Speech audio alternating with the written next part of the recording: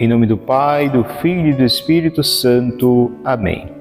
Graças e louvores se dêem agora e a todo momento ao Santíssimo e Digníssimo Sacramento. Graças e louvores se dêem agora e a todo momento ao Santíssimo e Digníssimo Sacramento.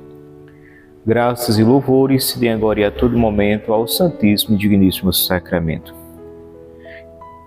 Amados irmãos e irmãs, mais uma vez aqui nos encontramos no canal para a reflexão do Santo Evangelho. Hoje, vivenciando esse momento aqui da comunidade Bastidos Lopes, da Capela São Luís Gonzaga. O Senhor esteja conosco, Ele está no meio de nós. Proclamação do Evangelho de Jesus Cristo segundo São Lucas. Glória a vós, Senhor. Então lhes propôs a seguinte parábola: quem de vós que tendo 100 ovelhas e perdendo uma delas, não deixa as 99 no deserto e vai em busca da que se perdeu até encontrá-la? E depois de encontrá-la, a põe nos ombros, cheio de júbilo, e voltando para casa, reúne os amigos e vizinhos, dizendo: regozijai-vos comigo, achei a minha ovelha que se havia perdido. Digo-vos, pois, que assim haverá maior júbilo no céu por um só pecador que fizer penitência, do que por 99 justos que não necessitam de arrependimento. Palavra da salvação, glória a vós, Senhor. Que as palavras do Santo Evangelho perdoem nossos pecados e nos conduzam à vida eterna. Amém. Querida Igreja de Cristo, povo amado de Deus, a Igreja nos fala hoje na sua Santa Liturgia pelo Evangelista São Lucas, capítulo 15, versículo do 3 ao 7. Aonde inicia dizendo: então lhes propôs a seguinte parábola: quem de vós, tendo 100 ovelhas e perdendo uma delas, não deixa as 99 no deserto e vai buscar aquela que se perdeu? Então Jesus está falando aqui para os fariseus e para todo o povo naquele tempo, e hoje para cada um de nós. Os fariseus num contexto muito, podemos dizer, complicado diante de Deus, porque eles desprezavam as pessoas, principalmente aqueles que tinham uma vida pública de pecado, ou seja, tinha alguma coisa que era conhecido da comunidade, um pecado público, e aí eles rejeitavam, discriminavam, se achavam santos e justos ali diante da comunidade, e assim eles se achavam no direito de rejeitar e se afastar das pessoas que porventura tinha ali uma vida pública. No caso, a gente pode ver o exemplo na Bíblia de Zaqueu, como eles rejeitavam Zaqueu e tudo mais, e outros exemplos de personagens na Bíblia que os fariseus assim os rejeitavam. E aí Jesus vai dizendo: quem de vós, tendo 100 ovelhas e perdendo uma delas, não deixa as 99 e vai em busca da que se perdeu? Jesus, de certa forma, está apontando para o grande amor do Pai, mas ao mesmo tempo também Ele está falando para os fariseus que eram tão capitalistas, e se eles tinham as criações dele e uma ovelha dele se perdia, eles deixavam outro rebanho em um lugar seguro e saíam em busca da que se perdeu até encontrá-la, porque se tratava de lucro, A perda de uma ovelha era uma perda financeira e eles não queriam perder. Em outra passagem, Jesus diz o seguinte: quem de vós, tendo um boi caindo no buraco, não tira mesmo em dia de sábado? E por que eu não posso curar, libertar um filho, uma filha de Deus, porque é sábado? Se vocês no dia de sábado faz esse trabalho, se um boi de vocês cai no buraco, mas vocês não tiram não com pena do animalzinho para não morrer, para não sofrer, mas porque vocês pensam em perder financeiramente. Então Jesus está dizendo que a vida, a pessoa humana, ela é muito mais importante que essas coisas. E aqui, ao mesmo tempo, ele aponta para um Deus misericordioso e amoroso. Um Deus que veio buscar e salvar quem estava perdido. Como diz hoje na leitura, aquele bom pastor que dá a vida, que cuida das ovelhas. Então o nosso Deus é um Deus amoroso, e esse amor ele se testemunha no Cristo. Jesus é a expressão viva do amor de Deus. Veio buscar e salvar o que estava perdido. E diz a palavra que o céu se faz festa por um só pecador que se arrepende, que se converte, que deixa o caminho do pecado para trilhar o caminho da graça de Deus. Então, é esse o ensinamento que o Senhor passa para nós, neste tempo aqui, para os fariseus, para o povo daquele tempo, e hoje para nós. Em que condição nos encontramos? Como aqueles discípulos que humildemente, sedentos de ouvir Deus ali estavam, ou como aqueles fariseus que estavam ali para investigar, se infiltrava, não acreditava no Cristo, mas estava buscando ali, através das palavras do Cristo, motivo para o acusar, motivo para perseguir. Como nós nos identificamos com essa palavra de hoje que é dirigida a mim e a você?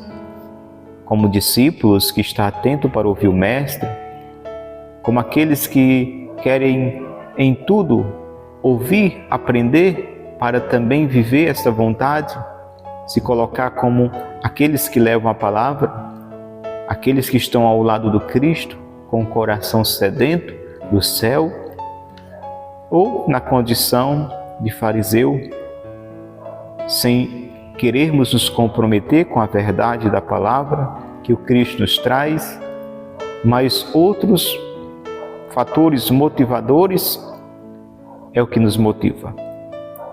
Jesus faz essa crítica também aos fariseus. Vós, se perde uma ovelha, procura até encontrar. Um animalzinho que vocês criam e com fim de lucro. Imagina como o Pai e o céu se faz festa por um filho de Deus, uma filha de Deus, que estava perdido no mundo do pecado e se encontrou com o Senhor pela sua grande misericórdia. Então esse Deus amoroso, que está buscando o pecador, sim, Deus busca o pecador. Deus não busca o pecado, Deus busca o pecador para transformar a vida do pecador. E quando aquele pecador tem um encontro com o Senhor, que renuncia à vida de pecado, o céu se faz festa, diz a palavra, por um só, que se converte, que abre o coração a Jesus, que renuncia o caminho do pecado para viver na graça, o céu se faz festa. Então Jesus está em busca de cada um de nós.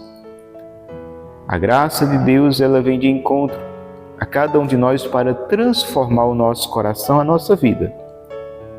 Como a palavra diz que Deus ama o pecador e abomina o pecado.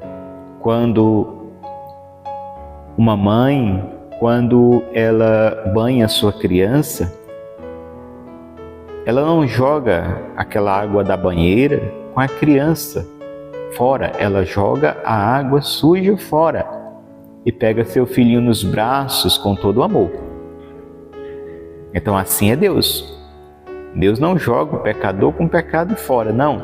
Ele veio com a água da sua misericórdia que jorrou lá na cruz, fonte de água de misericórdia que jorra do coração de Jesus, como essa fonte de graça a cada um de nós pecadores, que veio nos lavar das impurezas do pecado e nos acolhe como a mãe acolhe com toda ternura o filhinho nos braços. Ela banha na banheira, tira aquelas impurezas, joga a água suja e não a criança com a água e acolhe seu filhinho com todo o amor nos braços, acariciando e cuidando. Assim é Deus.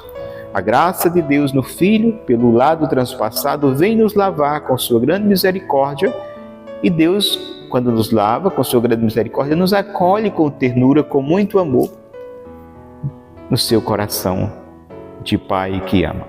Então, esse é o nosso Deus amoroso, que veio buscar e salvar o que estava perdido.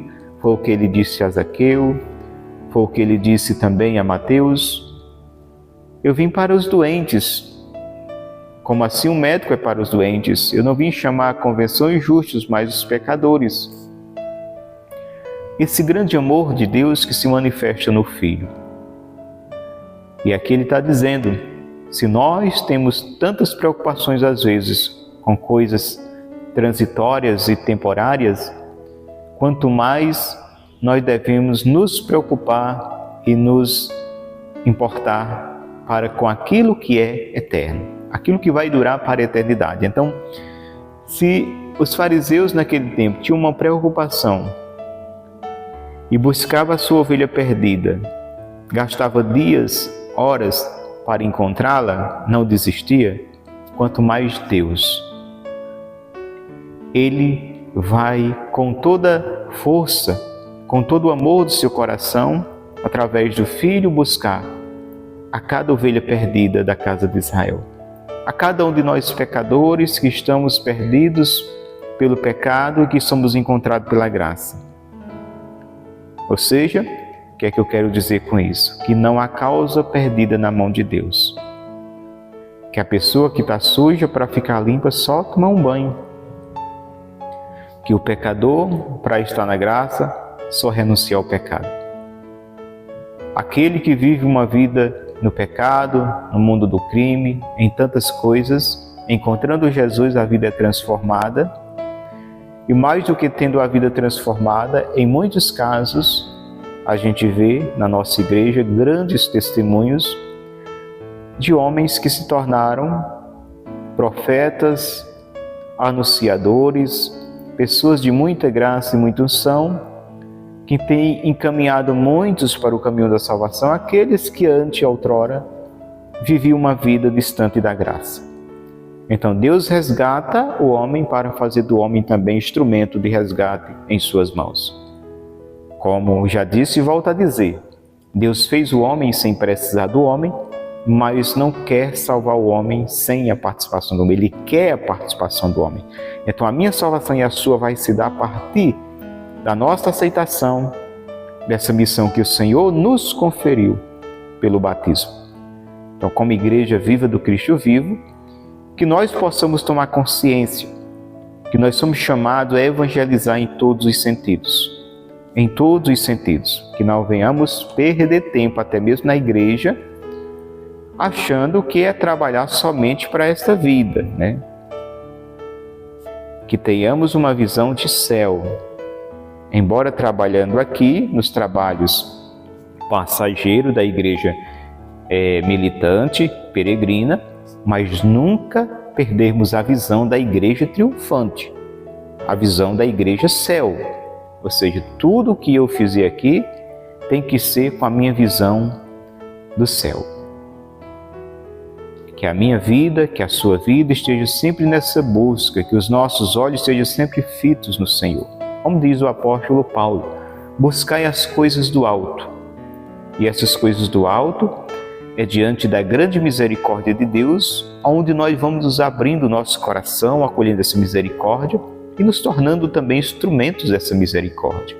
Aquele que fez uma experiência do grande amor de Deus, teve sua vida impactada e transformada, essa pessoa ela tem, de certa forma, uma facilidade, uma graça e uma eloquência, uma unção e um testemunho de também convencer, persuadir outros a renunciarem à vida distante de Deus para se aproximarem, porque vê naquele irmão, naquela irmã que tinha uma vida distante, a grande misericórdia de Deus que trabalhou naquela vida e aquela pessoa se torna um testemunho vivo do grande amor de Deus que operou sem distinção, sem preconceito e transformou aquela vida.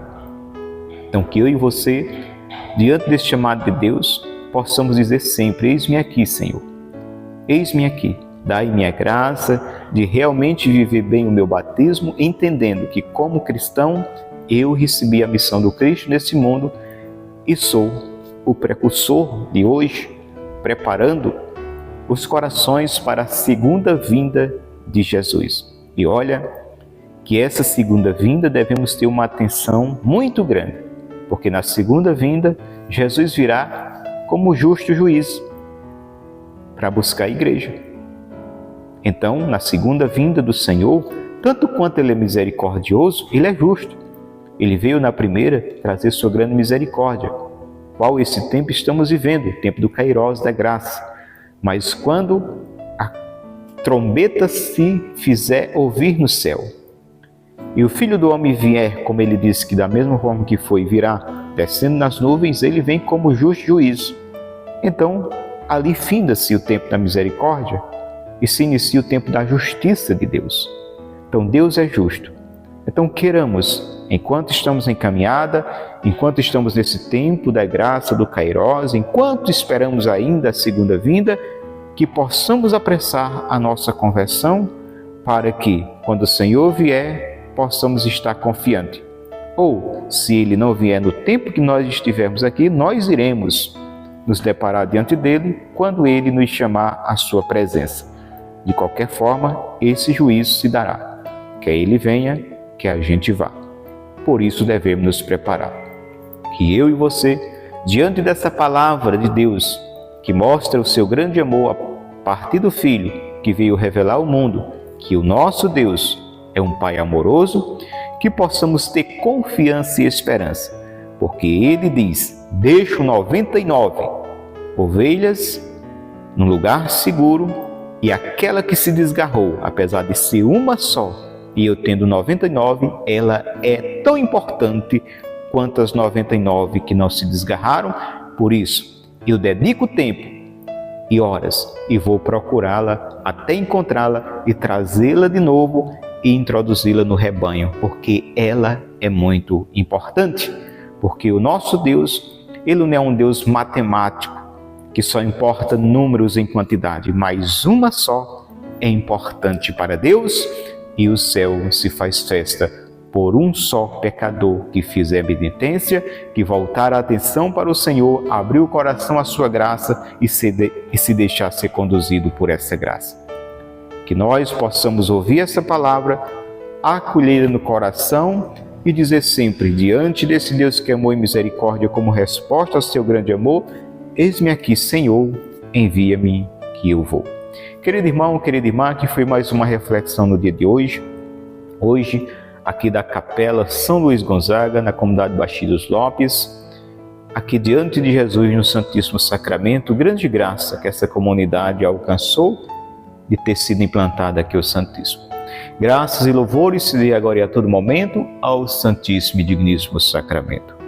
Graças e louvores se dê agora e a todo momento ao Santíssimo e Digníssimo Sacramento.